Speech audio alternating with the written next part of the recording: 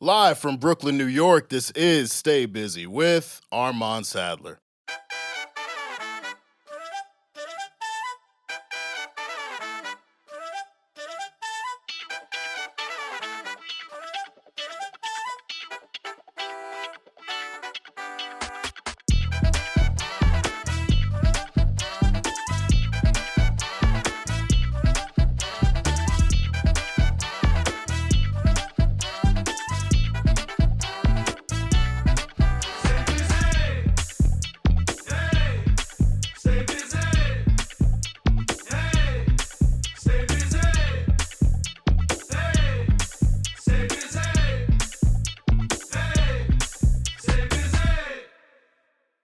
Ladies and gentlemen, welcome to another edition of Stay Busy with Armon Sadler, where we have responsible discussions on the music business and the music culture. I am your tired, exhausted, feel like I'm 80 years old host, Armon, head honcho, vegan chorizo poppy.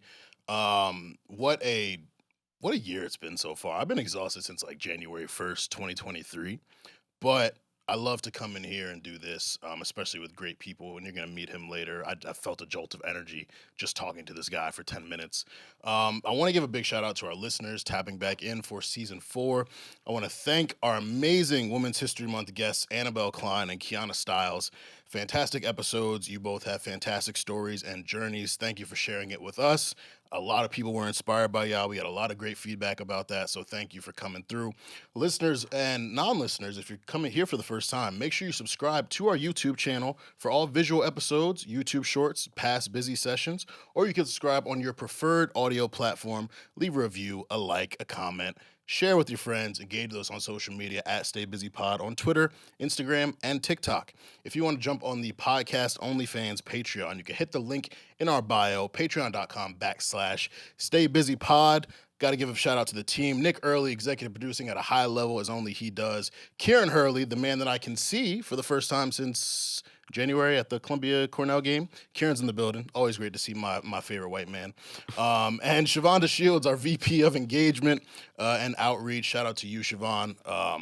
But the reason we are here, I feel like a true fan today. Like this man is one of the most charismatic and hilarious people to ever grace a microphone. I had the honor of watching him do his hosting thing live at Coney Island when he opened up for WizKid. The impeccable crowd control and energy was perfect to pave the way for one of the most vibrant top Afrobeat acts in today's music. But that's not all. You've seen this man host several of Rush the Mic's Poetry Me Please events, Art Ball in Brooklyn, Afro Punk in Brooklyn, Afrochella in Ghana, weddings, and many more events. I mean, the man hosted for Burna Boy at Madison Square Garden. It don't get much bigger than that. Like that's fucking crazy. But the same energy he brings to the stage, he brings to his TikTok and Instagram reels. You can find him discussing people who won't make heaven or how you should respect your destiny. So Stay Busy is here to respect our destiny and finally bring God's favorite host through the studio. Please give a warm welcome to someone I admire and respect a lot. Young Prince is here. What's good, my brother? Oh man. Yo, I'm gonna need that. I'm gonna need that intro on the record because the documentary is coming. So yo, Kieran, timestamp it and clip that. that. Need that. You know what I mean? Nah, I'm happy to be here. Thank you so much. Absolutely, bro. I had to respect my destiny. I'm getting that trademark, by the way. That's a bar. You know, we gonna respect your destiny. Coming soon. We'll make some fire merch out of that. We might have to talk percentages. Hey, come on, man. Come on now. Come on. You're like a businessman. Yeah. Like if you're a Nigerian, I'm looking at you right now. If you're a Nigerian, you know what tribe you'd be? What would I be? You'd be an Igbo man. Igbo? You Nice. You look like a Chinedu. Okay. I'll take that. So from today, I'll take that. Your name is Chinedu. Chinedu. Look at that. I got a new name, y'all. Just like that. And it didn't take 7 days like it usually does. It's just, you know what I mean? That's how we doing it. I fuck with that. Yes, sir. Thank you for that high honor, my brother. Yes, sir. Obviously, we have a very fun, engaging episode for you all, but we can't start without getting into some whether you like. So, whether you like skits or stand-up, natural women or makeup, Harlem Shake or Millie Rock, leaving it up to God or using an alarm clock.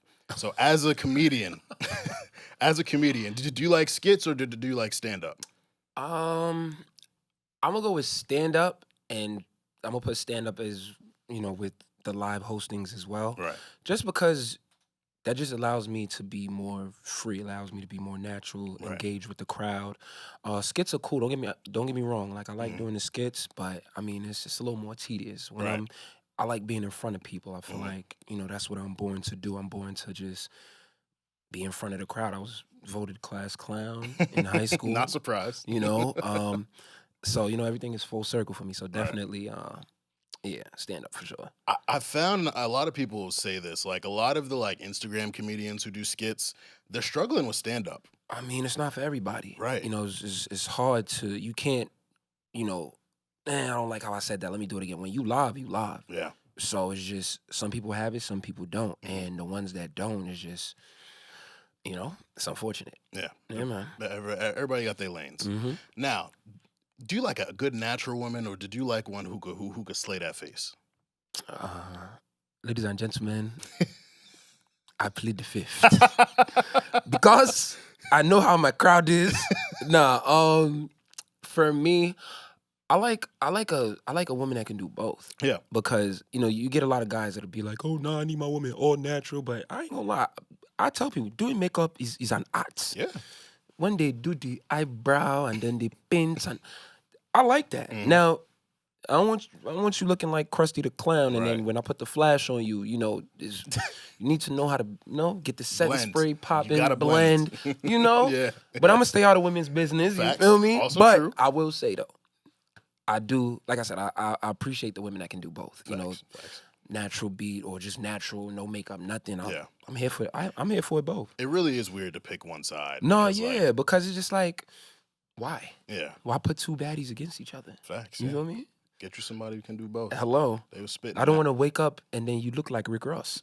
That's just why is it that you only look good when you paint your face? I like the both of them. That's how it goes. There we go. Duality. Yes, sir. Harlem Shake or the Millie Rock.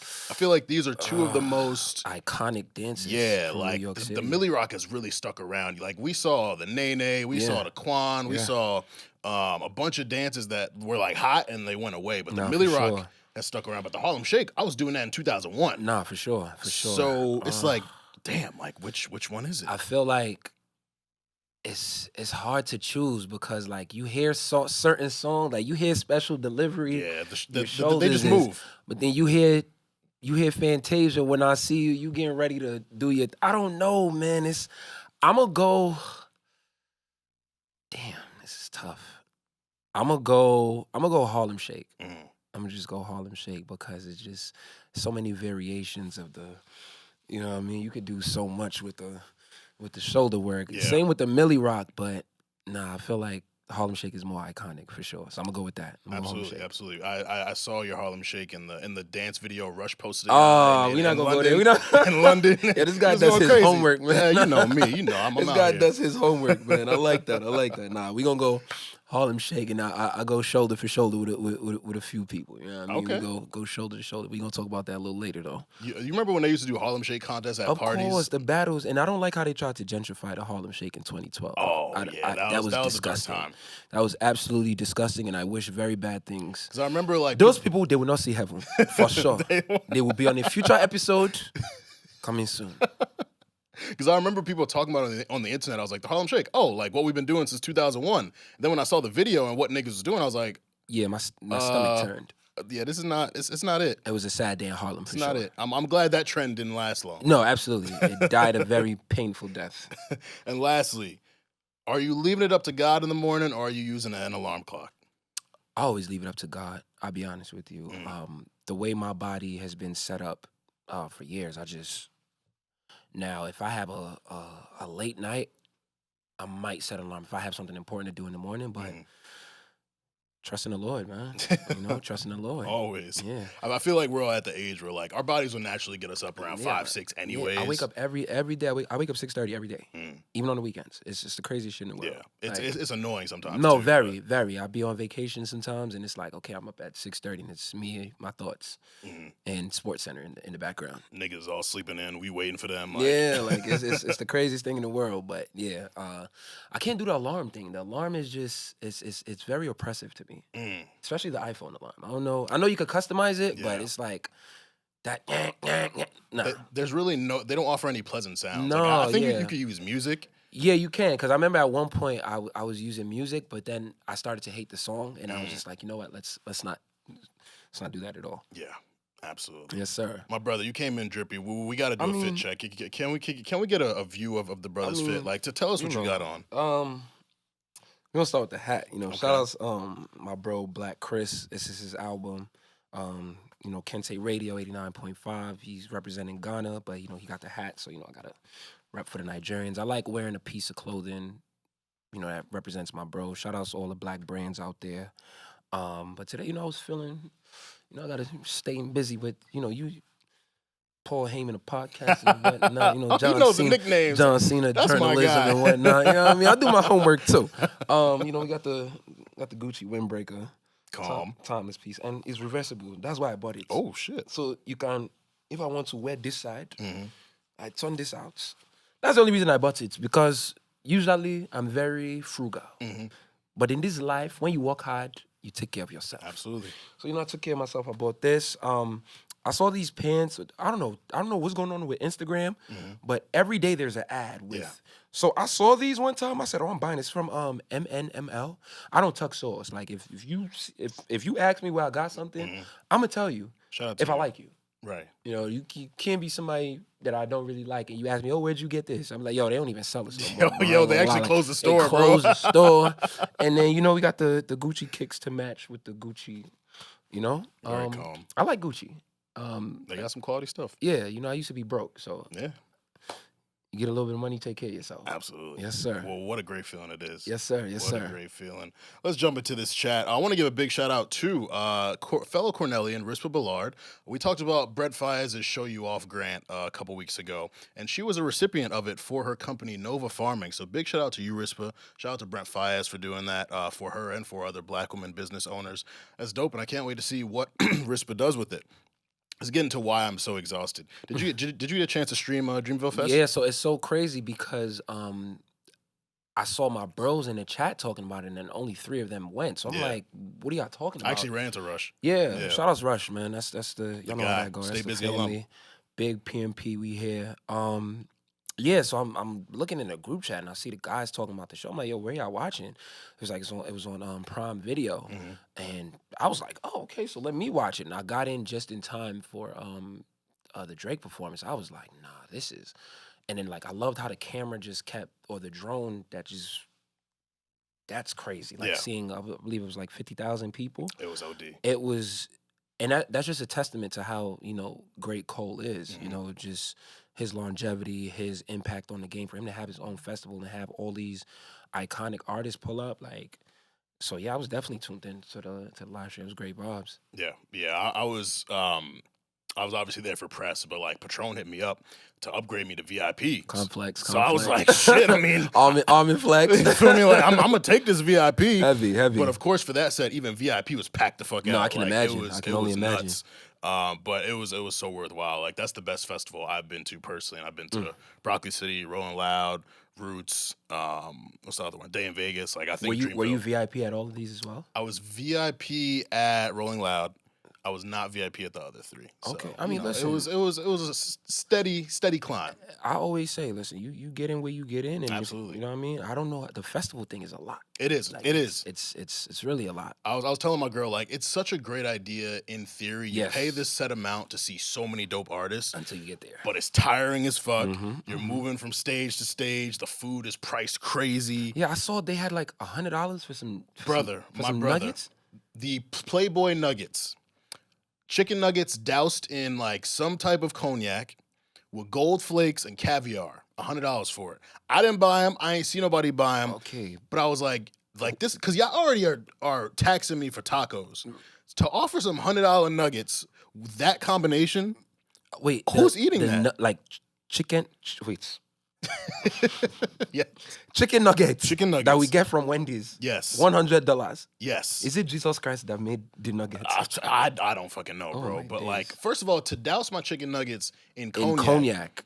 and then offer some gold flakes and caviar, and think that's worthy of me spending $100 on that shit. I'm tired of the infused stuff. It's too much. It has our community in such a chokehold. Bro. And I don't know who we need to talk to. We got to call up Dr. Umar.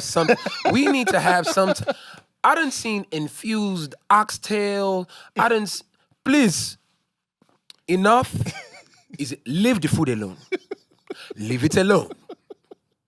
This nigga made honey pack weed chicken wings with Hennessy. I'm like, bro, come on, man. This is a sick generation. Like, look at what you're doing to your body. Like, you're gonna have erectile dysfunction by the time you're 32, bro. Like, come on now. I don't come on now. I don't got the time for that. But outside of the expensive ass chicken nuggets, it was an amazing live experience. It was my first time seeing Usher live. I know that was an experience. Man, he's like a childhood favorite artist, someone that I still obviously listen to a lot, and it's great to see him in this legacy act phase of his career because people were trying to talk down on Usher. Yeah, I didn't like the whole Chris Brown and Usher. I like Chris Brown a lot, but it needs to not, like, just stop it. Yeah, but every time Usher pops out, whether it was his tiny desk or whether it was this live set, he shows niggas, stop fucking around with him. Literally. Stop fucking around with him, please. Heavy. It was amazing. And he got the fountain of youth that Pharrell has. I need to find that. Like, that man is just... He's aging backwards. Literally. Aging backwards. I need to find that. I think it was on stage with the wave spinning. I was like, that's right. Literally. That's right, Mr. Raymond. But, man, I saw Sir. Sir's great live. Really enjoyed Sir. Ari Lennox, Burna Boy. I'm about to say, you can't, you know what I mean? Bro is outside. I had to. And he was right before Cole and Drake, so I was like... Do I want to go get a good spot or do I want to see Burna? When am I going to get a chance to see Burna again? I went to see Burna. I didn't regret it at all. Yeah. He was fantastic. Absolutely. Great energy. Crowd loved him.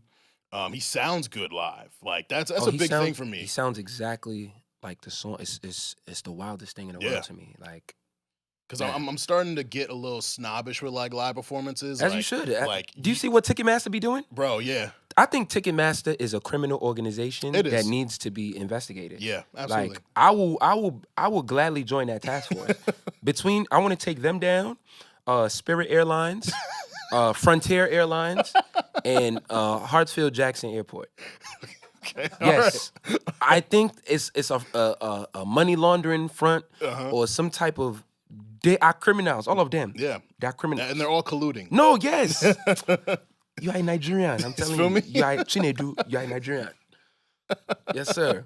But Burna was fantastic. Yes, sir. Cole is great. I've seen Cole. I think it's like my third time seeing him now. Man. But like, he started with Who Dat. Ooh, and Who Dat? This is like, bro, like to take it all the way back there. High energy. He does a lot of like acapella joints where he's just spitting the verse and he'll transition into another song and then bringing out Drake. And I think everyone acknowledged Drake didn't get into his bag like that, which he wasn't necessarily supposed to. Like, they were co-headliners, but that's Cole's festival, right? So like Drake got his time, gave us Weezy, gave us Lil Uzi Vert, gave us Glorilla. They showed each other a lot of love on stage. Too. Huh? 21 was on there. 21, yes, of course. At this point, Drake and 21 are a package deal. I feel like anywhere Drake goes, 21 gonna be there. On it, heavy. So yeah, I like forgot he was there because the Weezy surprise was so great. Right. Uzi coming from WrestleMania to North Carolina. Busy. Didn't he do the Super Bowl too? He was. I think he walked the Eagles out. Okay. That might have been the NFC Championship. But either way, Just Wanna Rock is taking over the world, and rightfully so. It's a great song. Like I love it. I love it. So yeah, overall, I had a really great time at Dreamville Fest. I'm still tired. I don't know if I'm gonna do a festival again soon. Like I don't know. Like you got to come to Ghana, man. I would love that. Yeah, you got to come to Afro Future, man. I would love to go to Afro Future. We got to get you set up with that. Y'all look like y'all had a great time out there. I feel like a live pod type situation with Poetry Me Please with YP. Let's do it, man. I feel like we could take. I think I tell everybody, every black person should come to Ghana. Mm-hmm. It is an experience. Of course, you're gonna have, but one thing I didn't really like. Well, let me not say I didn't like it, but it just kind of like rubbed me the wrong way. That there were a lot of people that unfortunately they had bad experiences out there. Whether it was they got pickpocketed or certain things didn't really go their way. And I get it, but it's just like you got to understand, like it's not America. It's not the United States. You can't expect certain things. I'm not saying that you should be happy that you got pickpocketed, but to say, yeah, I'm never coming here again, or this, if you want to come here, don't, because this is like, come on, man. Like, y'all be going to these resorts and all this crazy stuff happens and y'all still go back every time. Yeah. So I just feel like we should have a little bit more grace when it comes to, Ghana or anywhere in Africa that you may, or any country that isn't as developed as America. But like I said, every black person needs to come to Ghana. I know, the Ghanaians would be like, no, don't tell people to come because the prices are up and everything. But it's just like, bro, like, I'd rather go to Ghana on vacation Mhm. than the same island. Oh, we go here. We like, bro, just experience it. Yeah. And not only in December. Mhm. Go like Easter's also very good time to go as well. But just take a trip. Yeah. Take a trip, and they're very it's tourist friendly. Big shout outs to the Afro Future family. Big shout outs to Abdul. They're doing an amazing job of tourism and just showing that Africa is more than what you see on TV. Like, Yeah. yes, we get it that, the reality is what it is, but we want to show you the good parts as well. Yeah. So yeah. No, I was watching those stories when niggas out there for Afro Future. I was like, Oh yeah, damn, that shit look active. it was a time. It was a time, and it gets better. It gets better every year. So shout outs to the whole Afro Future. Shout outs to Africa as a whole. Absolutely. We here. The December we out there. If not December, at some point. No, yeah, at some point. Definitely. At some point, for sure. For sure. I mean, you get into it, so Hey man, Mr. Just everywhere, man. The pen game is Thank you, is brother. elite, bro. Thank you, man. Thank you. It means a lot. I'm honored when I read your words and it says, by Armon Sadler. Like, It means a lot, man. you have to add Chinedu to the. You're right. Armon Chinedu. You know what I mean? That's how we got to do it That now. might have to be my new stage name. Yes, sir. Yes, sir. Who's this Chinedu nigga? And then I walk out. It's like, oh, they'll see it, they'll be like, I get it. Let's jump into the new music from the weekend. Yes, So, sir. let me go here first. DJ Drama. I'm really like that. Oof. DJ Drama has been on a run. Really, and he's been a staple in music for quite some time. Over 20 years now. Yeah. Just about. But a lot of these legacy acts recently, like him, like Jim Jones, like Nas, they're in these like second, third wins of their career, and they just like, these niggas can't be stopped. And DJ Drama in particular, with all of his collab projects, he's been cooking. But to put out an album that was this quality, like right from the intro, Tyler the Creator, it's like, oh shit, man. And I'm not gonna lie, I'm not gonna sit here and act like I'm not really a Tyler the Creator guy. I've never really. He shocked me, and I mean, I guess that's why he is who he is. Like he went nuts on the intro. Yeah, and even for Drama, I've been rocking with Drama since the Dedication series. Like Dream Chase, when he did Dream Chases with Meek Mill, like, so just to see him in the light that he's in now, like, it's amazing to see. And that album, production wise, how he got everybody together, amazing. Yeah, amazing. There's a couple slappers on there. I'm not gonna absolutely. I actually really like the Lil Baby A Boogie joint. Yes, I really like that one. It's always good to hear Nipsey with Offset and Moneybagg Yo. Love Offset. Crazy. Yeah. The Jozzy track towards the end was. I ain't gonna hold you. Yep. Yeah. Yeah. There's some really good stuff here, and like for me, this year in rap has been kind of like, it hasn't been dry, but I've kind of just like been like, I haven't been impressed by a lot of stuff. I agree. And I think this release weekend with Tyler dropping his deluxe, like the Cash Cobain project, which I really like. Okay. Yeah, like we gonna get to it. We gonna get there. But I think that this is definitely one of the standouts so far this year. So definitely want to give DJ Drama a big shout out. Fucking Ross is on here. You got Blast on here. Gucci, Roddy, Wayne. The Uzi 42 Doug track was good. Like, there's a lot of good shit on here. Blast doesn't miss, man. Blast don't miss at all. The Simba track was good too. Oh yes, Simba's on the track on there. With T.I. Wiz and No Weakness. Yeah, it's good to see Wiz still doing this thing, and T.I. as well. And Capella Gray was on here with Fab, Benny, and Jim Jones. Let me tell you something, man. When you from uptown, you just steal a show, man. Yeah. Like that's what we do. We the trendsetters. We the ones that, we come in, we shake it up. So shout out to Capella, man. He's from the towns. Good man. That's a good man right there. And I know the album's gonna be crazy. I can't wait. Album's gonna be crazy for sure. I can't wait. Let's get to Tyler the Creator. Call Me If You Get Lost. The estate sale.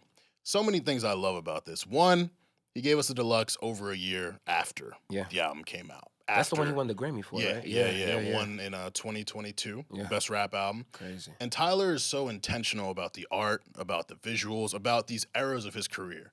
Like, he releases every 2 to 3 years. Igor, he gave that his time to cook. That was an era. Call Me If You Get Lost is an era that started the DJ Drama kind of run over these last few years. The visuals, just the intention to it. So he put 8 new tracks on here. It gets right to the shits. Vince Staples on Stuntman. I love that Yo, song. Vince Staples is another monster. He's too, great. Man. He's great. He just got the Hove co-sign too, so you know Yeah. his price about to go crazy. And I feel like he's always been good. I always liked Vince, but something about 2021 to now with his self-titled joint and then with Ramona Park, like he's on another level right now. But Tyler, man, like I think we need to have a conversation about him. A lot of people have been wanting to say like he should be considered at that superstar level. Oh yeah, like for sure. like people want to put him around near where Drake, Cole, Kendrick are. And that causes a lot of, dissension among people. So I want to ask you, especially like, you said you're not huge on him, but you acknowledge how great he is. Like, I think, and I'm gonna be, I'm gonna get right into it. I think, because of his, sexual orientation, I think that, people, or just because they feel like he's a weirdo, like they'll judge him and not put him in, that, so they won't even give him a chance. They won't even listen to the project, when Tyler first came out, it was very dark. Yeah. And I don't like listening to that kind of music. So I was one of the people that never really gave it a chance until like a couple of years ago. And I'm just like, hold on, like, since when? Yeah. And then like my bros that do listen to Tyler, they're like, yo, bro, he's been doing this like since the Odd Future days. Like he's, so I think a lot of people, when it comes to how they perceive you, I think that also has a big thing to do with how they rate you as well. Like they do. I mean, they do it with Drake.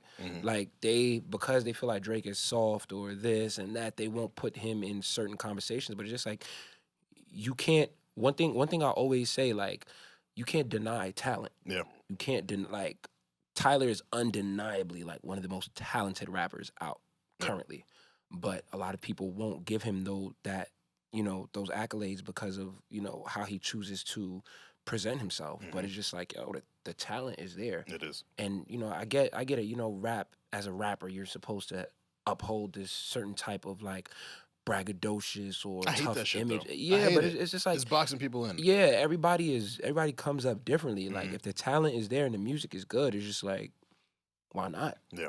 So I mean, shout outs to him. Like he definitely had a great project. Yeah.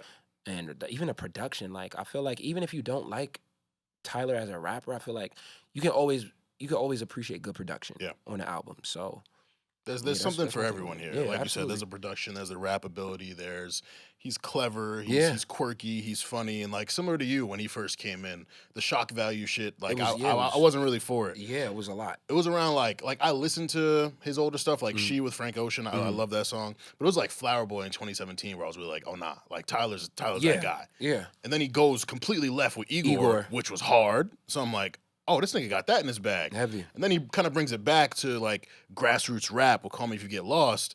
And I like him like meshing well with fucking NBA Youngboy on there. Oh, but what's your name? Yeah, that what's your name? That joint's going crazy. I wasn't expecting that. Yeah. I wasn't expecting that at all. That's a good pairing. Yeah.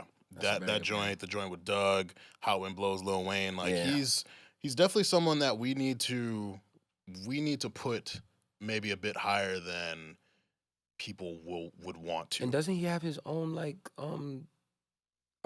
festival or doesn't he have like yes, yeah. What the fuck is it called? Was it the Camp Flog? Camp Flog. Yeah. So Camp I mean, yep. I feel like once you have he was doing that low key before a lot of these other niggas was doing it. So that's what I'm saying. Like when you're able to do stuff like that, that's on the same level with the Dreamville Fest. Travis Scott got Astro World. Drake has OVO. I mean. And he has his cult following. So it's just like, there's only so much more that you can be like, all right, man, you know what? He got it. Absolutely. Yeah, but perception, man. Perception is a motherfucker, man. Yeah. Job well done to you, Tyler. Heavy. Keep cooking, man. Heavy. I can't wait to see what the next era is going to be. Like, because these last 3 projects have really been, like, fire to me. Yeah, I'm definitely going to go tap into a lot of his older stuff, too, because I was very impressed with what I heard. Yeah. Very impressed. Absolutely. Let's get to the elephant in the room, man. Cash Cobain Slizzy Day. You were not too heavy on this. Okay. I like, I like the energy behind, Cash Cobain and Chlöe. That's, they do a lot of work together.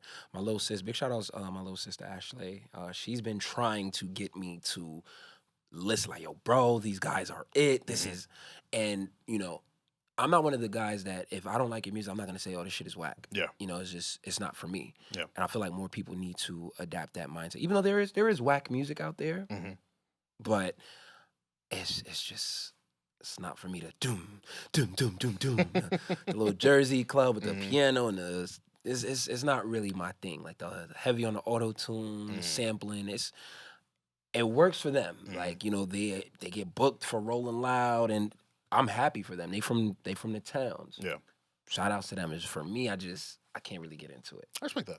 It's not my thing. Yeah, I think that there's definitely like some growth that can take place, but I love the sample choices. Yeah, like the sampling is cool. Like doing At Your Best and Weak, and I think the way they sampled Essence on No More Bodies with Yachty, I was like, yo, this is fire. Like this is really fucking dope. They do what they gotta do because they got the following. Yeah. So, you know, it's just for me, maybe I was probably like 5 or 6 songs in, I was just like I can't. I respect it. Nah, it's cool. But yeah, shout outs to Cobain, man. Yeah. Shout outs to Chlöe, my son Glenn. It's different. It's like it's something refreshing for me within, because drill is becoming a bit oversaturated. Man. Like it's a lot of samples. It's a lot of. It's bittersweet though. Like because you know I'm if y'all didn't know, I'm heavy representing the Bronx, Big Bronx, where it all started. It's bittersweet for me because you know, on one hand, it's like, yo, these kids from the Bronx are able to get famous, get money, do what they got to do, but on the flip side, it's like, you know, some of them are dying or some of them are, you know, getting arrested and not being able to fully see the fruits of their labor. And it's just like, I'm not going to say the music is the direct cause of a lot of the things that are going on in the Bronx, but, you know, there's some things that are going on in the Bronx that do have, you know, something to do with the music. So it's just like, damn, I wish it wasn't like that. And then it's just like the first year and a half where we're just like, oh, this is something new. Now it's just like the same spinning the block, see the ops, glad, glad, boom, catch you this, smoking on that. It's just like, come on. It's a little too much. Yeah. It's getting out of hand. And so for me with Cash, they do like sexy drill. A lot of it's like focus on women. Which I like. I'm like, but okay, they got the two Slizzy. Too Slizzy, too sexy. It's good. I fuck with it. I like the direction they're going with it. So that's, you know, cool. Now I'm not fully against, of course, you know, but like, cause you know, of course, we got the Pop Smokes, Faiyaz. I was really heavy on Sleepy Hollow, great. Chef G. Yeah. You know, I really liked what they were doing. But I just with the young, I can't even keep up with the young. It's too much. It's I'm ready for, you know, a new energy to come out of not only the Bronx but New York in general. Like I'm ready for, you know, let's get back to the essence of what we do, man. Yeah. Yeah. I felt for a while, and I would love your perspective on this as an actual New Yorker. I felt like y'all have been looking for that next person for quite some time. We had Cardi, and then she's on a long ass break. We don't know when her album's coming. Yeah. We had Pop. He unfortunately, you know, passed.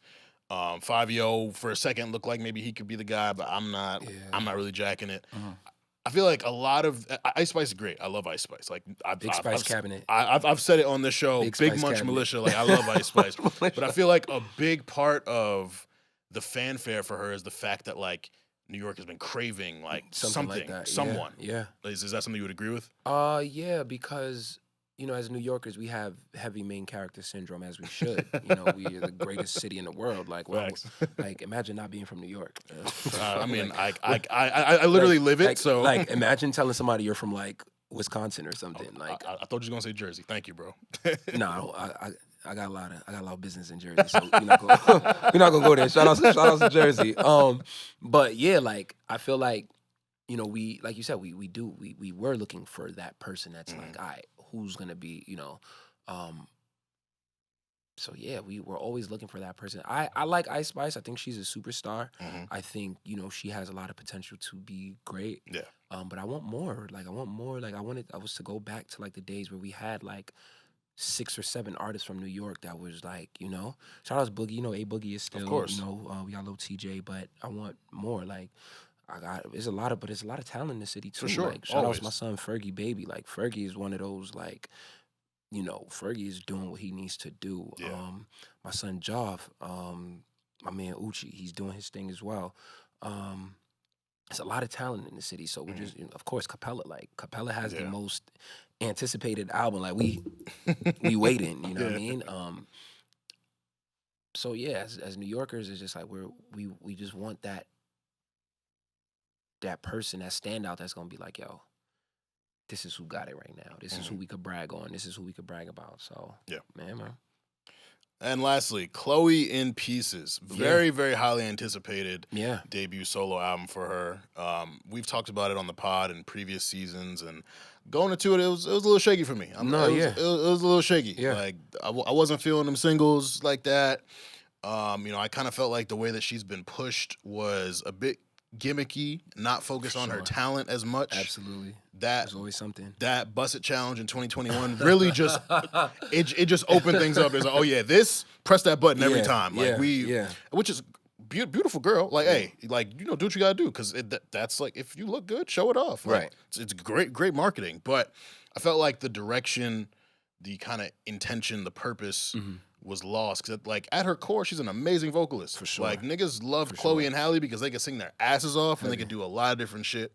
And it felt like they were kind of trying to do one thing with Chlöe. Heavy. And then we get that single with Chris Brown. I was like, yes, this is the essence. This is what we want. This is that pure, soulful type R&B stuff. And I felt like on the album, we got a lot of that as well. Overall, I was happy with it. There's like a 4-song run that I really liked. I'm pulling it up right now. Is it towards like the second half of the album? Yes, it is. I'm glad you said that, because I like Chlöe a lot. I think a lot of people, they overanalyze her a lot, and I don't like it. She does get a lot of weird I don't hate. like it at all, and I think it's because people have grown up with her and her sister, Halle, but I don't like how, even with like the whole thing with Damson with the Swarm movie, like they had me thinking like she was part of the whole. Did you watch Swarm? I did not. I want you to watch that. I did see that scene though. Yeah. Hashtag that scene. I want you to watch that, and like we're gonna talk on our own. Okay. But I think everybody should watch it, and they really dragged it. They dragged it. In regards to her album, it was a slow start for me. Yeah. For sure. I listened to it like 2-3 times. It was a slow start for me, but I feel like the second half of the album, she definitely heated up. Like the song with Future, the song with she got a Missy Elliott feature. Yeah.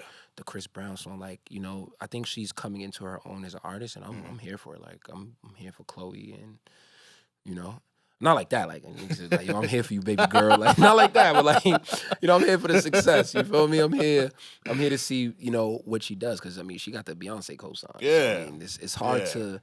And I think that's another reason why people overanalyze her. There's a lot of pressure on her. If you come from the school of Beyonce, you're supposed to be this. But it's just like, yo, bro, let her grow. Yeah. Like, let her be an artist. Yeah, she's still a young woman. She's grown up in the industry. Like we really don't acknowledge like the people who kind of hit early like fame. Yeah. And then have to like mature within all of this spotlight on you and stuff. Like it's difficult. Like she's finding herself. Let's be happy that she's not doing cocaine. Right, absolutely. That some of them they do cocaine. Yeah, they crash out early and fuck their lives up. Like she's been Team Chlöe, man. Yeah, Team Chlöe. Hope she does very well in life. So this showed a lot of promise for me. That 4-song run. How does it feel? Feel Me Cry. Make It Look Easy. Lose You. I was like, okay, this is that shit. She was talking a little spicy. Oh, she was talking spicy. I was like, oh, okay, Miss Bailey. I see you. Yeah, Cheat Back was like... Cheat Back was crazy. I don't condone cheating, by the way. But I was like, oh, okay. Yeah. And to get Future in that bag, too, that's like an acoustic type joint. I was like, okay, like this was good A&Ring. Like, I fucked with that joint. So, I overall, I had a lot of my worries kind of like, okay, like she's still talented. She hasn't lost her talent. Yeah. There's some refinement that needs to happen. There's some songs where she really tried to take it somewhere else, and it didn't really hit for me. The beginning was very like the first off rip. The first song had me like, well, I wouldn't really consider that a song. Yeah. It's like, are we chanting? Or I was like, where are you going with this? Where are you going? But overall, I like the project. It was an easy listen. For sure. For sure. Easy listen. Speaking of music, let's get to some tunes. You can throw your headphones on. Yes, sir. Okay, I like this. Like what we got going on here. Oh, put me in a booth. Yes, sir. And let us see what Frank Ocean got for us today.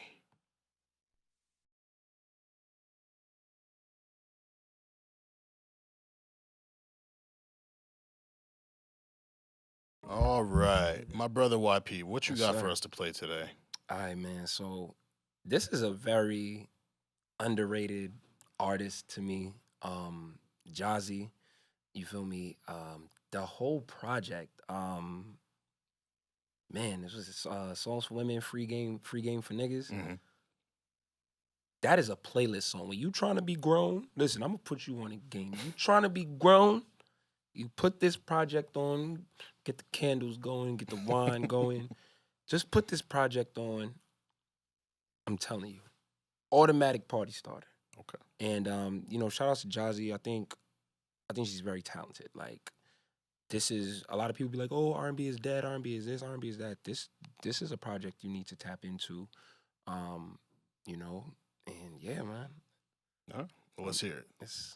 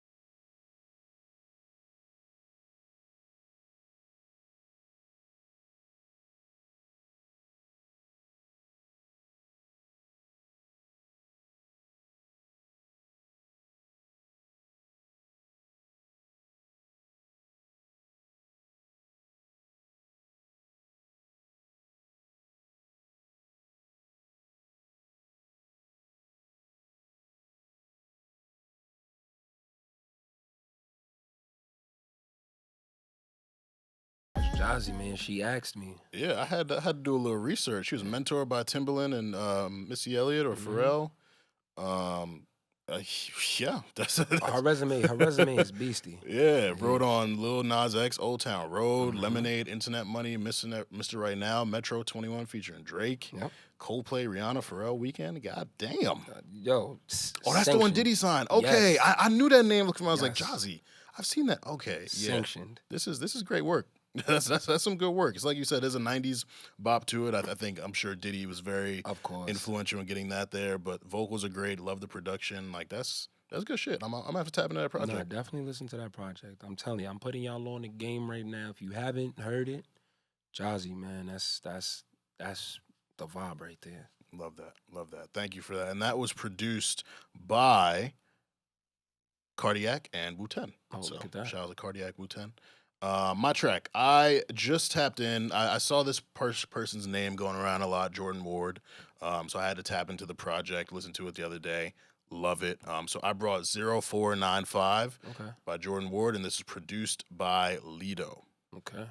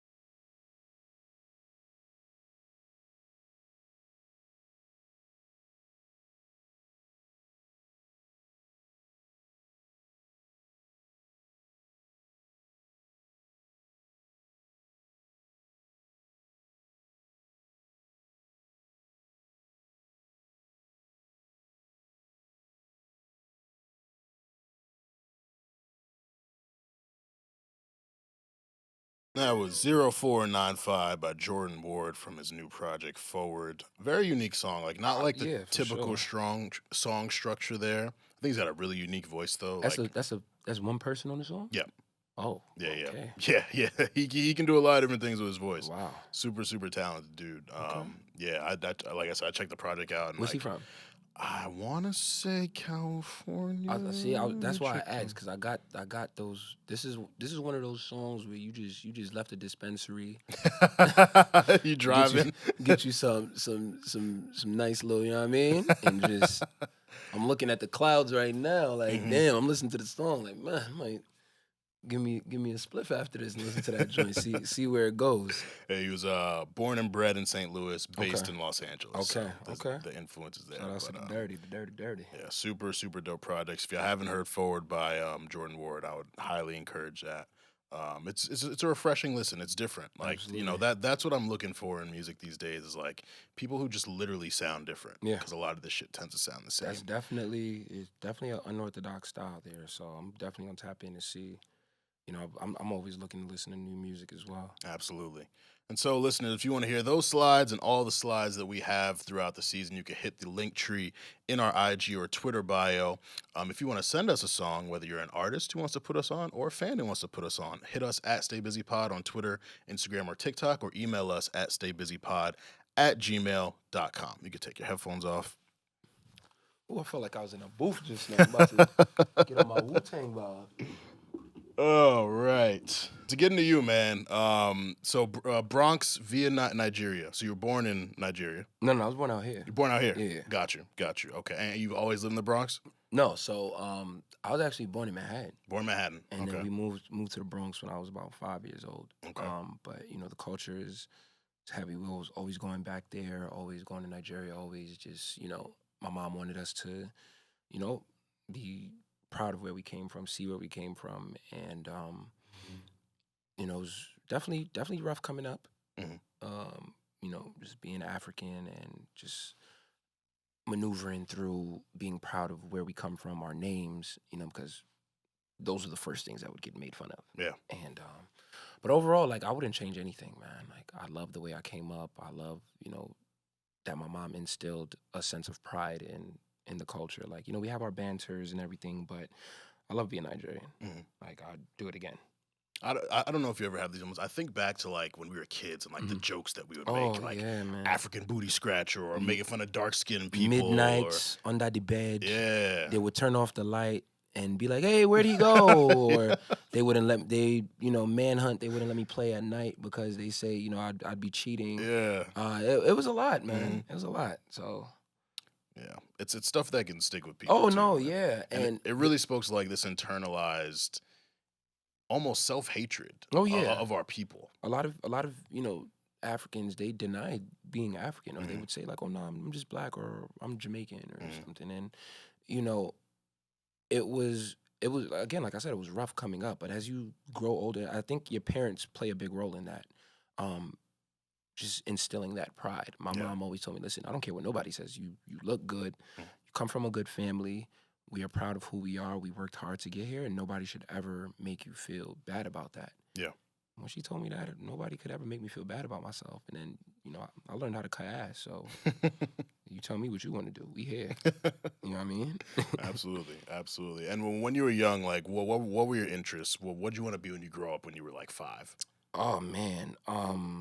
At 5 initially, so funny story, and it's full circle for me now. You know, doing what I do. I wanted to be a pastor. Wow. I used to watch like the mega pastors. Like I used to watch like Benny Hinn, Creflo Dollar. Cause I grew up in the church. Yeah. So I used to like set up my toys and my teddy bears. I'd take the microphone and I'd be preaching, you know, to That's hard. you know. So I wanted to be a pastor full time, but then like I was like, yeah, nah, I don't want to do that anymore. Maybe like, yeah, I was just like, nah. Then I wanted to be a basketball player. Of course, like I started watching basketball at like 5, 6. So I was like, oh yeah, I'm gonna do that. I'm gonna be a basketball player. It was between basketball and professional wrestler, because I was, you know, Gang. definitely, yeah, my pops. That's how me and my pops bonded, like wrestling, like that whole. So yeah, it was between being a pastor, basketball player. and a professional wrestler. As I got older, the basketball thing was definitely more of the dream. Yeah, I've obviously seen the videos you hooping and the, Yes, and the sir. battle the real jaw off Yes, and all sir. that. Yes, sir. So I'm assuming you played in high school. Yeah. So it's funny. I started late. I was a late bloomer. I didn't play organized basketball until I was 16. Wow. I was very awkward. Had like 2 left feet. Couldn't shoot. But then I was athletic. Mhm. So I mean that's what got me on the team. And then I started to learn the fundamentals of the game. Like I used to watch Kobe, and I couldn't do what Kobe did. But then, I started, like, my coach gave me, like, he said, "Nah, you need to watch Hakeem Olajuwon." And I was like, "Is that a microaggression? Because I'm Nigerian? You want me to watch Hakeem Olajuwon? Like, what are you trying to say?" But what do you mean by that? yeah, like, but then I started watching him, and I'm like, okay, like, just his footwork, his dedication to just being a big guy and, being quick. So, I learned the fundamentals of the game, and I wasn't all that good in high school. I'm not gonna sit here and be like, yeah, I was all. Nah, I wasn't that good in high school. It's when I got to college, when I really, honed in on my game. That's when I became really good. Mhm. And that was really good for me. Like I think it taught me a lot of valuable lessons. Just being a man too, just taking responsibility, being a leader, not making excuses. Because as a hooper, you can't make excuses. You get beat on defense, you gotta get back. Absolutely. Like, you missing shots that you're supposed to make. Like.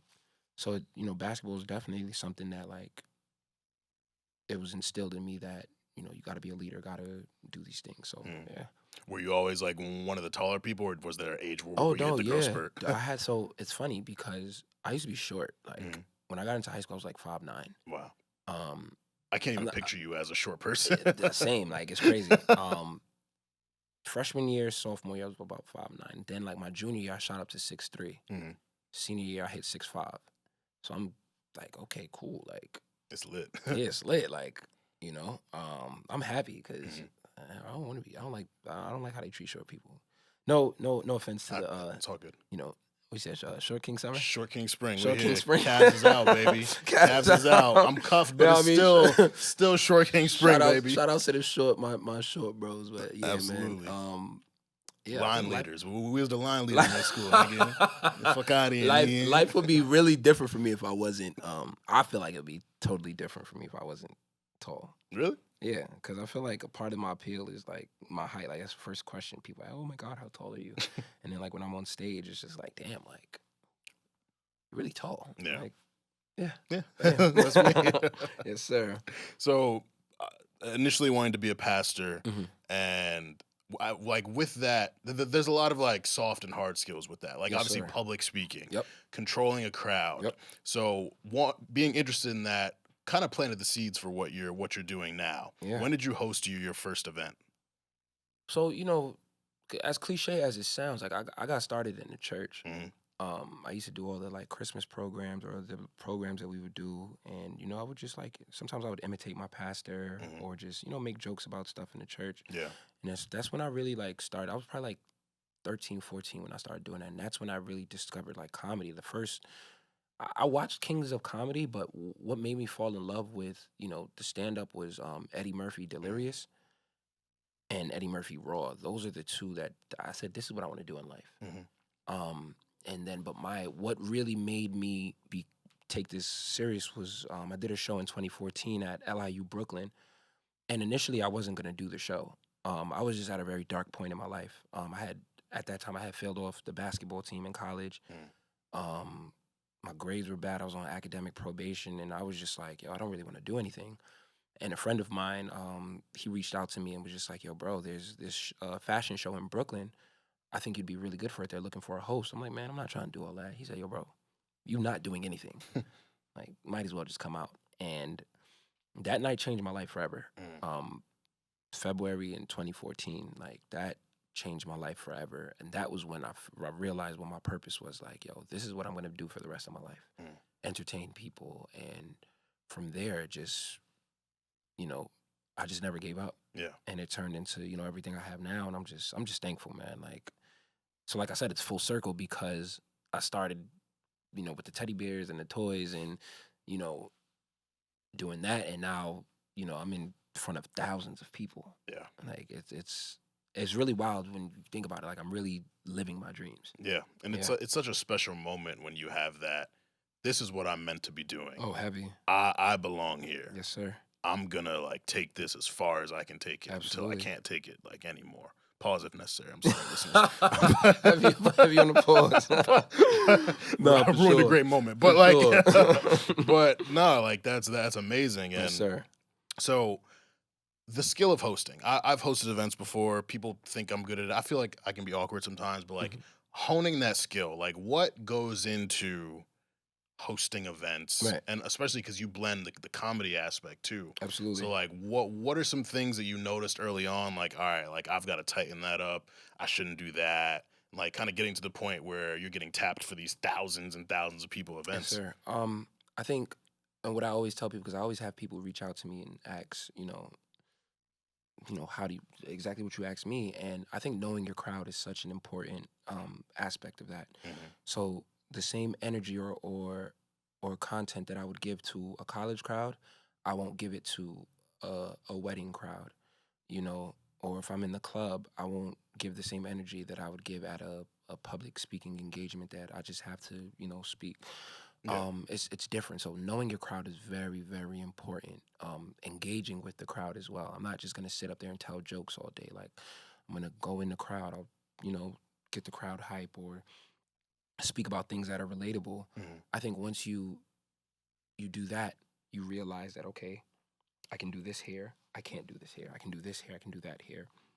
And also experimenting. Like Hmm. I've done shows sometimes where I've said something and the crowd really wouldn't react. But I'd say it somewhere else, and I'd get a better reaction. I think delivery is also a big thing. Yeah.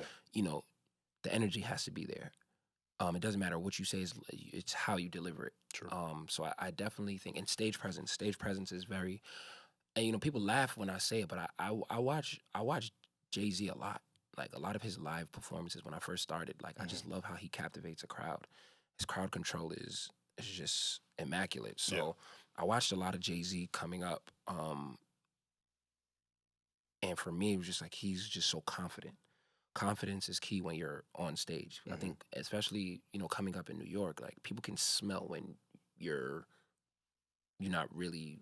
They can smell fear. Yeah. They know when you're not real right, Yeah. and you just have to keep practicing. I practice in the shower. I practice when I'm walking down the street. Like some people will see me sometimes. Like if I'm listening to music, I'm literally like, okay, if I'm in a club and I'm hosting and this song comes on, this is what I'm gonna say. Hmm. And I'm on the road, so people look at me like, the fuck, what is he over there doing? I'm hosting, like Yeah. I'm literally, and I do that every single day. Hmm. So that's why I'm able to do these things and I'm able to excel because I'm always practicing. I'm always like, yeah, I consider myself the best at what I do, but I'm always looking to get better. I'm Hmm. always looking to learn. I'm always looking to try new things. So yeah, that's how that go. Stephen A. Smith had this quote that I love. I think about it a lot. He said, "I know I'm the best, and I know that because I know I'm not the best." Mm, Because the niggas who know that they are that good constantly work on the things absolutely. that'll keep them good or Yeah. help them to get better. So Yeah. I love to hear that because like I kind of do like similar shit like with my writing, like texting people. I'll drop a word in there that a nigga's never heard or And it's like, like oh, I see what you did there. yeah, Yeah. yeah, like shit Yeah. like Have to. you ultimately the people who want it do it and do it And that's repetitively. that's what keeps me going too. Like I'm very deep in my faith. And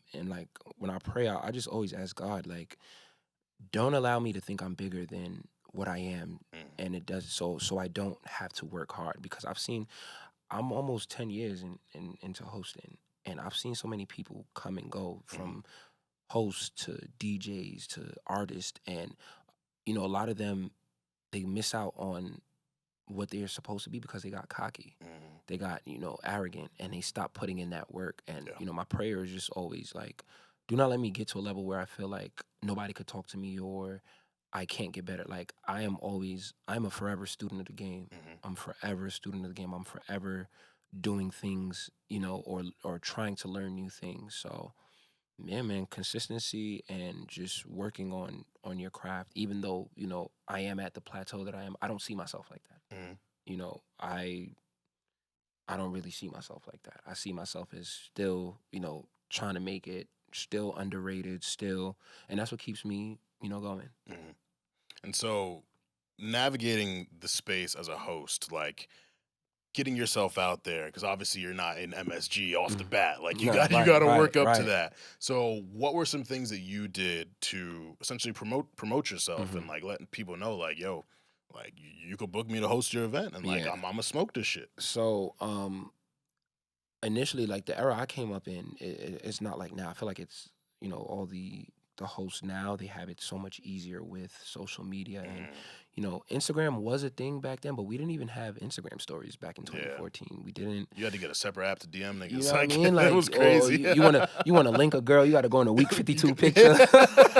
hey, We ain't hey, have you can give me your DMs. number. Yeah. So what I did was, it was really word of mouth. Mhm. You know, pause if applicable. Which is still the word of mouth is still very, very Yeah, like impactful. it's for me back then. It was just like, yo, were you at this show? Do you remember the host? Like, and then I realized that locally it was a demand. So I was like, you know what?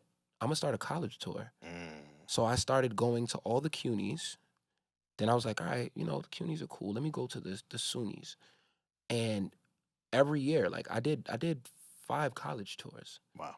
I did 5 or 6 college tours, and I would do the African Student Association shows, I'll do the Black Student Union shows, the Caribbean student shows, and I would build my fan base from there, because I'm like, I don't want to be boxed into just the African community. I want Right. to be able to, because I'm versatile. Mhm. I grew up around Jamaicans, I grew up around Hispanic people, I grew up around so many different people. So like my experiences, I can go on stage and be like, say certain things, and people be like, yo, like that's facts. Mhm. So once I started doing that, it was a game changer for me. So now I'm growing with my crowd. Mm. So now the people who I was doing their student organizations, they're now getting married.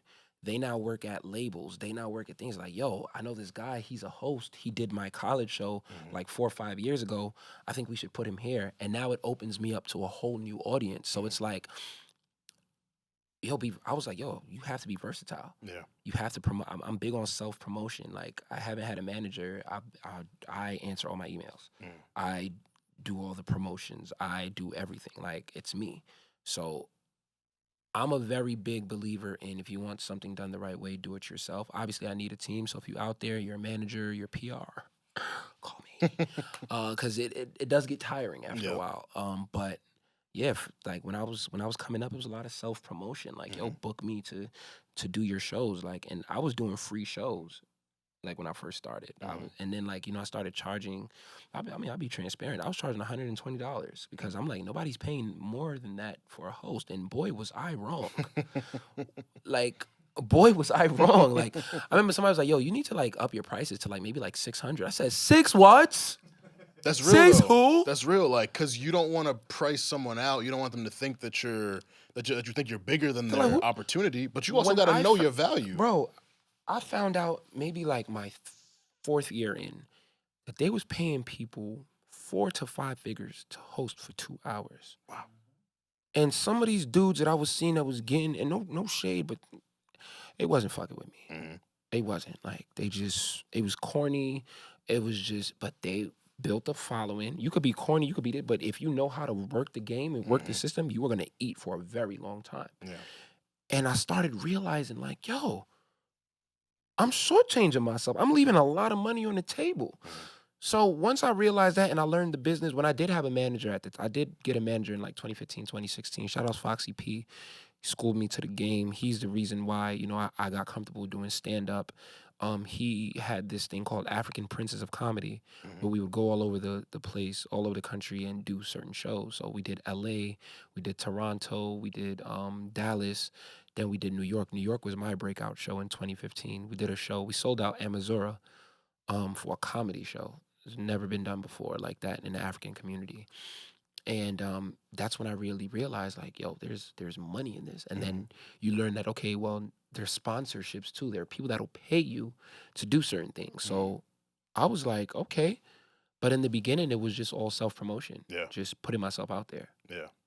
And I think it was really smart to do college Oh, yeah. audiences as well, because people some people look at that as like lesser. Like Hell these new no. artists will want to immediately get on the Rolling Loud stage, not realizing, yo, you go up to Syracuse, you go up to wherever, you could build up a following there, like get your That's the name easiest way buzzing. because the youth determine what's hot and who's hot. Absolutely. You know, so I knew that from the jump. I'm just like, okay, well, I live in New York City.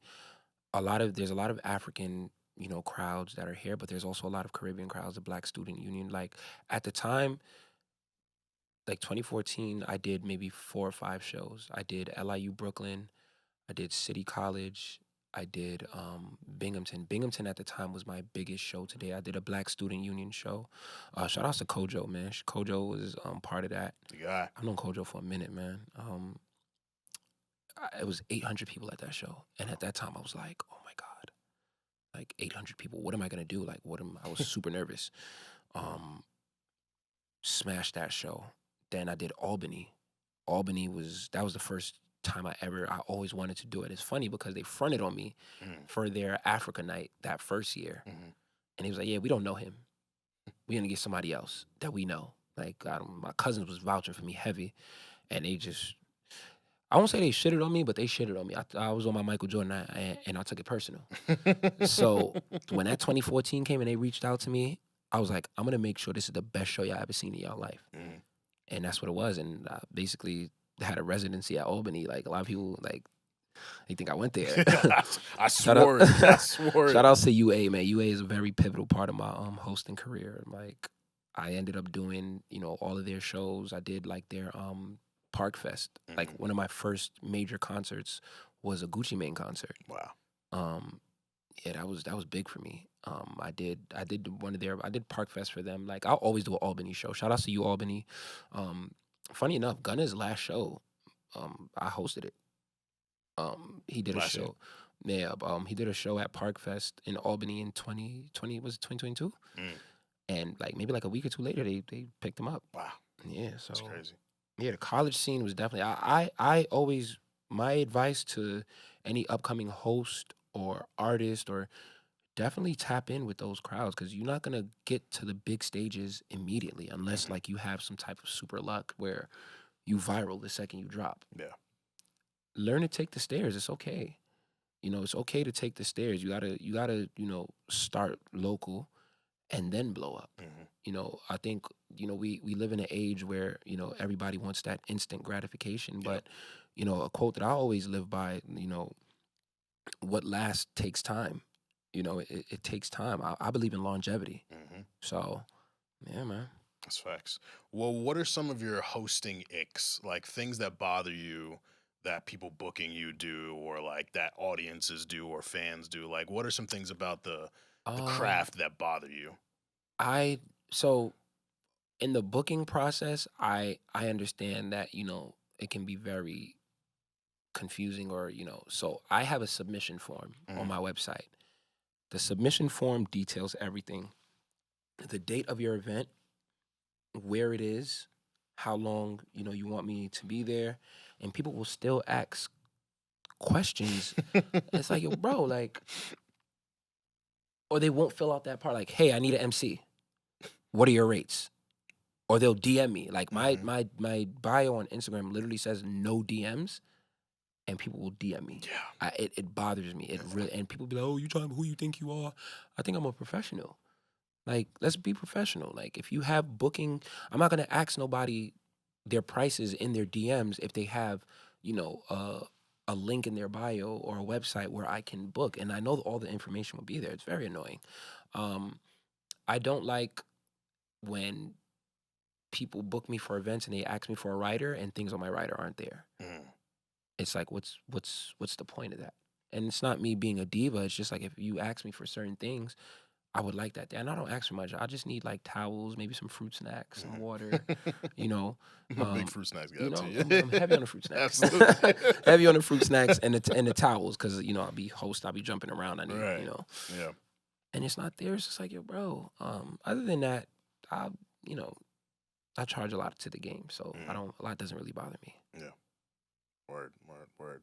And in improving your craft, in being in this era, one other thing that we talked about is your IG reels and your TikToks. Yes, sir. How the fuck do you come up with this shit? Yo, I will be honest with you. I don't know. Like it's I liken it to rapping. Big Wayne, Hove. They don't write things down. They listen to the beat and they just go. For me, if I'm doing like a reaction video to something, I already know what I want to say because I'll be looking at, the scenario and I'm just like, okay, boom. I'm very quick. I'm very, like I said earlier, like I learned how to cut ass from young. Yeah. So it's like when you in high school or you in middle school and you cutting that, you have to be quick. And I think it stems from that. So for example, with like the Thames video, I just saw that as a thing where just like, yo, we Nigerian. So it's like, bro, we gonna show out. And if we have to block your destiny to do it, we'll block your destiny to do it. Like, and once I go, it's like I just keep, I don't know, the idea just and I'm a one take guy. I don't do more than one. If I'm a big believer in, if it takes more than one take, then it's not organic. Wow. So I'm not gonna put it out. That's why I'm not as like, people be like, yo, why don't you do videos every day? 'Cause I have to feel it to do it. Pause if that is applicable. If I'm not, You if gotta I'm not, put a pause counter on the video. If it's not organic, I'm not gonna put it out. It's just. I was gonna ask like how often and like how long it takes you. Oh to yeah, do like these nah, videos. it's not. I'm not. I admire like the content creators that are able to put out videos every day or every two. Like there's this.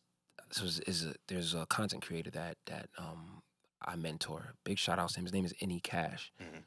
This guy's a genius. Like he is. I won't even say he's next up. Like he got it. Like he puts out videos at an astounding rate, and he just hit like 140 something thousand followers. Very, very funny guy, man. He's hilarious, very humble, and he puts out videos every 2-3 days. I'm just like, damn, like I be in my bag too much to make videos that often. Like I have to be in a space where I want to create, and certain times, like as creatives, sometimes we don't feel it, and sometimes with the stresses of, and I work too. Like I work a 9 to 5, so it's like I come home sometimes. I just want rest. Yeah. But if I feel inspired to do a video or 3, I'll do like 2-3 videos, and then like I'll put them out, and then I won't do a video for another like 3-4 months because like I'm hosting or I like skits or stand up. Like I'd rather do. I want you to see me live than to see me online. I don't want to be boxed in as a online comedian or an Instagram comedian, but I mean I'll do it because that's the nature of. Like sometimes I really wish I could deactivate my Instagram, and just take an Instagram break, take a Twitter break, but I can't. Like we live in a game. It's a what have you done for me lately, And if people don't see it, they think it's not happening. And then it's like, all right, we're moving on to the next person. That's my biggest fear. Like people moving on from me. Yeah, that's my biggest fear, and I don't. So that's why I still, do what I need to do, and I know I can go viral whenever I want.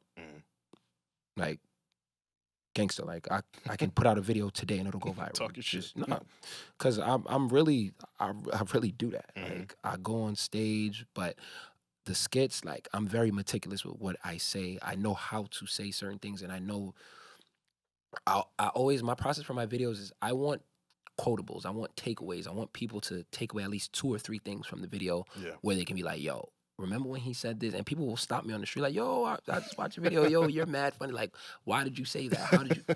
So that's my process with it. One take, and I never watch my videos back. Really? There was I think it was the episode you guys did with Wango and Jordan, yes. And y'all was saying like they were like, yo, I don't like hearing my voice. I felt that, like I hate hearing my voice. Wow. I don't watch any of my videos back. I don't ever watch them back because like ew, like, or I could have said this better, or I don't like how I don't like it. Yeah. But it's just, gotta do what I gotta do. That's facts. Yes, sir. And so being a comedian, being a host, being so congenial, charismatic, do you feel a pressure to like always be that person? Like, does it kind of bother you? Like, for me, being a journalist, people, no matter what, always want to talk to me about music. They always want to hear, yo, Armon, what'd you think about this album? Or you didn't hear this? I thought you're a journalist. Shit like that. I'm just like, yo, I'm just me. Like sometimes I just want to be vibing and chilling. Like if Yeah. I'm at a party, don't ask me my opinion on an album. Like Yeah. if a song is playing, yeah, I like it. That's cool. But I don't want to get into a deep analysis on shit when I'm out vibing. I think we're here with it, bro. Like we are here with it. Sometimes it's hard for me to go to events that I'm not hosting because like people will be like, "Yo, get on the mic, man. Like this guy sucks." And so yo, give him a chance, bro. Like everybody Yeah. can't be me. Like, or it's just everybody can't be. Talking shit. Everybody can't be. Everybody can't be. YP. Everybody can't fucking be me. Nah, they can't be me, man. Like I'm really the greatest at what I do. So Hey, it's like, God's favorite. but yeah, like I feel like I have a personality outside of what I do. Yeah. And sometimes it does bother me when people expect me to be YP all the time because I'm not. Like I'm like, and I say it all the time. People laugh, but like I'm literally like Steve Urkel and Stefan Urkel. Like my whole first half of my life, I was Steve Urkel. Like who I am now is who I always wanted to be. Like I always wanted to be Stefan. Right. But when I'm not YP, like I just want to chill. Like I don't like I don't really like being around people. Yeah. I don't say I don't like people. I don't want to come off as antisocial, but I could be very shy at times. Like I can be very reserved. I could be very quiet. Like when I'm not around gang, it's just like, all right, I'm very. So when people be like, "Yo, like say something funny," like nigga, you got a bag for me? Say something funny, like no. Yeah. Or they'll be like, "Yo, like," they'll introduce me to somebody and they will just put a lot on it, like pause. Give the whole resume. Yo, it's like, yo, like Burna Boy, whiskey. Yo, like, or some people like, yo, bro, like, can you call Burna Boy for me? That's nuts. Bro, like, are you? That's really crazy. Like, come on, bro. Like, what are you talking about right now? Or they'll literally like, I don't. Or the question I hate the most. So I'll be out, or like somebody will see me on road, or yo, like, so yeah, what's next? Like, what's the future plans? Like, you know. I hate it. It's such an annoying question. And I know it's coming from a good place. Yeah. Don't get me wrong. Like, I'm very approachable. I don't want to come off as not, but I don't like it because it's just like sometimes it does give me anxiety sometimes. Like, because sometimes I don't know. Yeah. Or I'll give them a generic answer. Like, yeah, you know, I'm working, I'm doing this, I'm doing that. But it's just like, ask me how I'm doing first. Facts, bro. Like, yo, how's your day? Like, how's your mental? Like, what's going on with you? Especially when you reach a certain level, kind of like what you said with Burna Boy, WizKid. Like when people see that life, see the highlight reel of it, they assume that that's everything to you. Or they'll be like, "What are you doing here?" Or they'll be like, or they'll see like, or I'll take like public transportation and be like, "Yo, like, nigga, I'm still trying to make it. What you mean? I still got a job. I gotta pay You're bills. on the subway, but you're famous. Yeah, what you were just, you know." And Burna Boy can't get you a car. Yeah, real talk though. Like it'll be like that, and and I know again, like I know it comes from a genuine place, but it sometimes it goes to my anxiety. Like it'd be times where I'm just like, damn, like when after I did MSG, like I went to work like 2 days later, and it's just like, damn, like I was just in front of 20,000 people, and now I'm doing paperwork, you know. So it's just I just want people to allow me to just like be me. Yeah. You know, I don't want to be Young Prince all the time. Like sometimes I just treat me like you treat your regular friends. Facts. Like let's talk about sports. Let's talk about, you know, did your parlay hit? Like, you know, speaking of that, I got need that. tickets. Yeah, I need my tickets soon. I ain't putting nothing in tonight. Yeah, man, like but overall though, I'm grateful that I do have the platform that I do because this is what I always wanted. I always wanted to be this guy. I knew I would be him one day. I knew that I would get to this place, and I knew that, you know, this is the life I was gonna live. Yeah. So, you know, I take everything. I just take it how it gets to me. Absolutely. So you conquered the college audiences.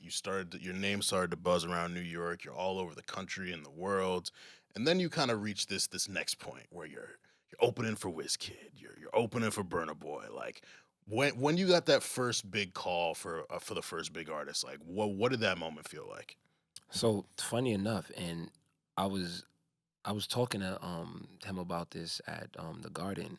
My first concert was a Burna Boy concert. Right. 2017 at the PlayStation Theater. Now I think they call it Palladium Theater now. That was my first concert that I hosted, and it was so surreal to me because he was already my favorite artist. So it's like, damn, like this is big. Like for the culture, because Swiss Beats pulled up, Jadena pulled up, That And nigga Jadena be outside. yo, He be Jadena, outside. I actually got cool with him too because of that. Like, and he be outside. But when I first got the call to do Burna Boy in New York, it was just like, wow, like this is like a coming out party for me because this is a big stage that I'm working now with people who have status. And after that, it was just like, okay, like I know I can do it. Yeah. So I ended up doing another show in DC with him at Howard Theater.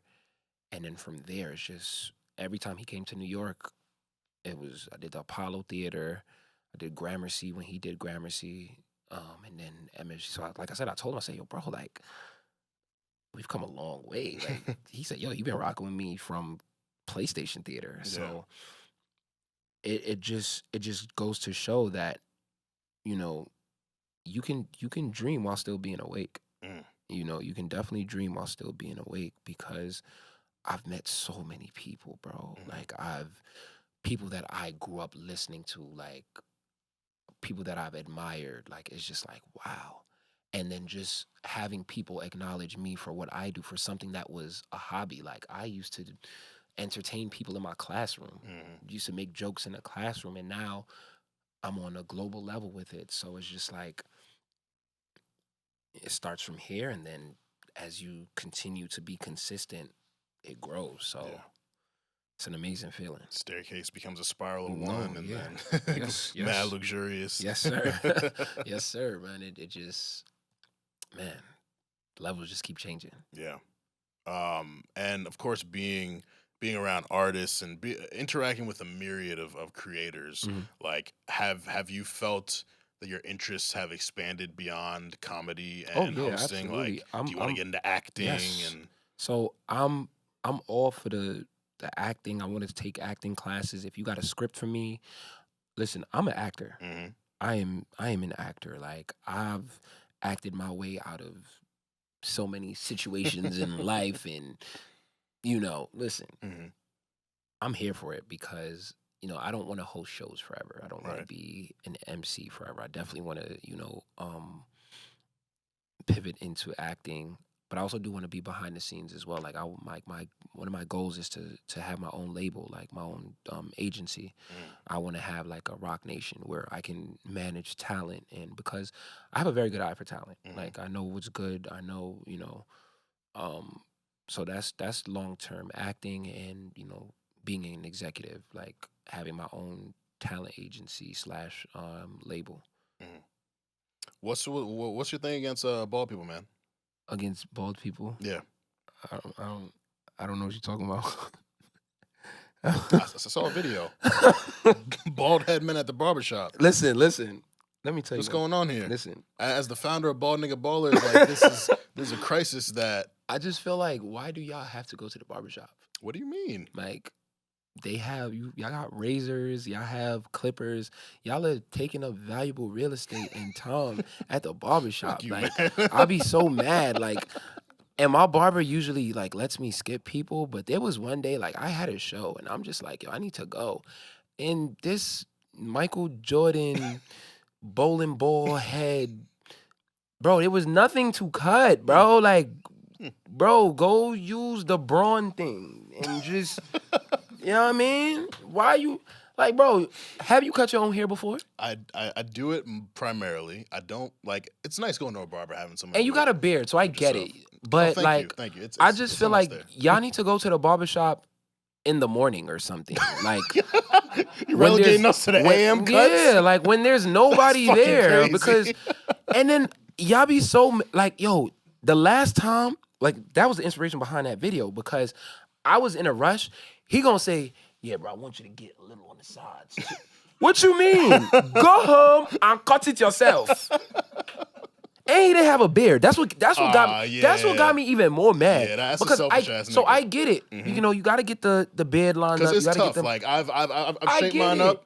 I'm getting okay at it, but I get it. I trust a barber more on my facial. For the most part, a lot of bald people I've seen don't really have the beards. And then, bro, you bald, bro. Ain't nobody really checking for you. What you getting a haircut for anyway? Now, if you got the little, like, you know, flockers, little, you know, little, I get it. But come on, man. Like, if y'all bald, go to YouTube, and cut your own fucking head. Eh? We that really have hair and got places to go and people to see, you know what I mean? Like, and then you bald, like you sending bald selfies, that's crazy to me. Like if you We're sending not allowed to take selfies if now? you sending a girl a bald selfie, you might be a serial killer. Nah, I mean, your girl might like that. You know what I'm saying? So that's cool. But if you out here single sending girls bald headed selfies, you are a sociopath and you need to be locked up. That should be a misdemeanor. Like if Neo is out here sending selfies, that's a problem. Neo don't ever show his bald. Neo's not. He's good. He's not a proud bald nigga baller. He be having the hats for days. Like Neo, if he headbutts you, that should be considered a hate crime, or like assault with a deadly weapon. Like that's crazy. But like, yo, I don't have nothing against guys that's bald, but just go to the barber in the morning or like when y'all should not. I feel like if you bald, you shouldn't be at the barbershop prime time. Fridays, Saturdays, like get a haircut on Monday evening. If you gotta get a haircut for the weekend, go Friday morning. Take the day off work. Take the day off. Something, or leave early. That 2, 3, 4 o'clock slot, that's prime time, bro.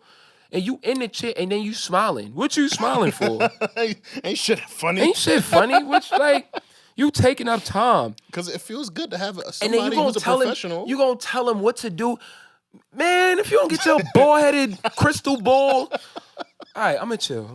Thank you. Shout out to the ball ballers, man. You know what I mean? Thank you, man. I appreciate it. We here with y'all. Bad DJs was another video. Oh my God. did. What's the worst experience like at an event that you were working with the DJ? A bad DJ. You trying to get me in trouble? Oh, actually, you're right. Keep it real anonymous. No, redacted. Oh no, I'm not. I would never. Yeah, I'm Hov with it, man. I'm not going. Yeah. I had a DJ at a wedding one time who just the microphone I think he was trying to sabotage me. I think he felt jealous of me because a lot of people were showing me mad love, like. And as they should, I'm a pretty big deal. But the mic, and I don't believe in being late. Mm-hmm. I feel like being late is very selfish. Yeah. Of course, things happen. I have my moments when I've been late, but I am very punctual. I believe in punctuality. My sound has to be perfect. I don't compromise on that. Like, my sound has to be perfect. Did the mic check, everything was good. I think he was messing with the levels on my mic. I kept feedbacking and cutting out. And it's just like, yo, bro, like, fix your system, bro. Like, it was just fine. And he was just like, yo, I don't know what's going on. You do know what's going on. I had a DJ one time that was just, didn't really know how to mix and I just feel like as a DJ, why are you taking gigs if you don't know how to mix? Yeah. Or if your transitions aren't that, or you shouldn't be taking gigs. You should be with the bald people at the prime. Wow. Like, don't be at the prime time slot. You need to take an early slot, or just don't take the gig at all. If you're a bad DJ, you shouldn't be taking gigs. I agree. You should not be taking gigs. You should be working on your craft. And when you get good feedback from people, yes, take the bookings. And if you do a bad job, give the money back. Give the money back. Y'all stealing money. It's not right. Yeah, man, like, come on, man. But shout out to all the DJs in the community. They pushing the culture. They are the reasons why, the music is going the way it is. Respect the DJs. Shout out to all the DJs out there, man. Yeah. So you talked a little bit about Afrofuture before, but I would love to just hear about like that experience as a whole. Yeah, man. Outer body experience for real. For me, I'm a very big what's next person. Kobe system. I'm a very big job not done. Like, so I tend to not live in the moment. With Afrofuture, it forced me to live in the moment because it's like I'm on stage. The first time I did it was 2019. At that point, the most people I've ever been in front of was maybe like 1,200. I was in front of 16,000 people. Jesus. I've never done a show in front of that many people before, and I had them in the palm of my, like, whatever I say, do this, do this, do this. They were doing it. And it really forced me to stop and just be like, yo, like, I'm here. Like, I'm doing it. But the thing I want people to realize about Afrofuture is it's not just the festival. It's the activations, it's the art, it's the vendors. Like, it's so many, like, it's just the culture and bringing the diaspora together. There are people that come from Belgium, Germany, London, Paris. Like, there are people coming from all over the world for the culture, and it's a beautiful thing. It makes me proud to be not only it just makes me proud to be an African. Like, it just like to see where the culture has come, to see that people who aren't African that are also that make it a plan to come to Africa in December, because this is where it needs to be. And I love that Afrofuture has given people the opportunity to do that, to see these things. And it's not just them coming to the show. Some of them, they'll go to the excursions, they'll go to Black Star Square, they'll go to, the slave castles where they did, like, it's an experience for a lot of people, So Afrofuture definitely plays a big role in, bringing the diaspora together, because I get tired of the diaspora wars on Twitter, on social media as a whole. Like, it's just like, bro, we are so much more stronger together than we are apart. And, of course, there's ignorant things said on both sides. I've seen Africans say some very ignorant things about African Americans. I've seen African Americans say very ignorant things about Africans, and it's just like, yo, bro, like, once we put all of that to the side and understand that, like, yo, we both have common ancestry, or we both, like, bro, I think we black. Like, when racists look at us, they don't be like, oh, you're Nigerian, I'm not gonna be racist to you. I'm gonna be racist to you because you're from Louisiana. You're Black American. And when you really look at the conversations that it's stupid, it's dumb. Like, so that's why I'm happy that a organization like Afrofuture exists, because we don't discriminate. Everybody is welcome, no matter what you look like, where you're from, what your ancestry is. We welcome everybody. And, we're just going to continue to get stronger, and we're going to continue to get more people to come in and, continue to push the culture, because we're here now. Like, I feel like it's a full circle moment. Like you said, we used to get made fun of, but now Africa is, we mainstream. Yeah. The music, the fashion, the food, like, it's here. Like, a fucking Trader Joe's make jollof rice now. We're not going to talk about that, Bruh. man. Trader Joe, we're going to add them to the list of the criminal organizations. Whoever came up with that jollof rice, you will not make heaven. Your days are numbered. Yes, they're numbered. And lastly, man, when it's all said and done, what do you want Young Prince's legacy to be? I want my legacy, to just be that I impacted the culture in a major way. I made people proud, to be proud of who they are and where they come from. I want people to know that I came from literally nothing and made it somewhere. I want people to understand that it is possible. I didn't come from a rich family. I didn't have connections. Just a kid from the Bronx, just trying to make it. I won't say I didn't grow up poor, but, grew up with this was my mom, single mother home. And I used all of these experiences to get where I am now. And I just want to inspire people. I want to be known as a giver. I want to be known as that person who, helped people reach their dreams as well. And, just a legacy of just being the best at what I do, man. Like, he took his craft very seriously, and he was the best. Like, I want people to look at me how they look at the Hoes, the Drakes, the Michael Jacksons. Like, I want to be stamped like, yo, nobody did it better than him. And when it's all said and done, that's how it's going to be. I love that, man. Well, congrats on all your success, man. I appreciate you, bro. It's an honor to occupy this space with you. I'm not saying, yo, I just want to give you your flowers. Like, you are amazing at what you do. You take it from, the journalism to the hosting to the podcast. Like, you're doing a great thing. You're highlighting creatives, and we just more grace, more blessings for you, man. Like, I just pray you take it bigger and bigger, bro. Thank you, my brother. Yes, sir. Thank you. It means a lot. We got to show love to our peers. No, heavy in this space. Everyone competes, and there's no need to. We can all win together. No, absolutely. It's a very long table full of food for all of us to eat. Pause that one. Yeah. Long table full of food. Yeah. A long table's fake crazy. Long. What kind of food you got on the long table? Touche. Yo, don't please do not mind me. I'm just being, you know what I mean? But I definitely appreciate you, man. Yeah, Like man. like you said, it's just very important that I'm not gonna play I Will Always Love You like Drake Right, did, yeah, but yeah. you know, we here with it, That's love, man. my brother. Yes, sir. Tell the people where they can find you. Yes, sir. So Instagram, Young Prince _, Twitter, same thing. TikTok, Young Prince TV. I'm here, man. God's favorite host. You know what I mean? We here. We doing it big. MJ on the mic. Hova hosting. Yeah, okay. You know what I mean? All right. We here, man. Love that. I'll soon drop a album or an EP. You know. Make sure you don't DM him for bookings. That's most important thing. No DM bookings. No DM bookings. No DM. No DM. No DM. You giving a little error, but you know we gonna get shit. we gonna get there. We gonna get He there. said it's a 3.5 out of 10. We gonna get there. We gonna get there. But like I said, man, make sure y'all book me, Young Prince. I do it all: fashion shows, concerts, weddings, everything that needs a host. I'm here. I don't do baby showers, but book me. We here. Here we go.